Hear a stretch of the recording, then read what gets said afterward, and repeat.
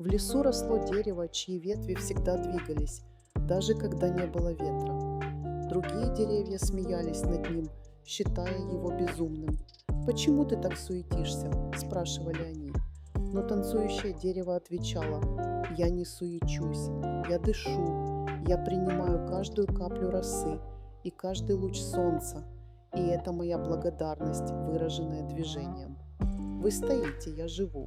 Однажды, когда налетел ураган, только его гибкие танцующие ветви остались целы. Мораль. Гибкость и способность адаптироваться к изменяющимся обстоятельствам являются истинной силой.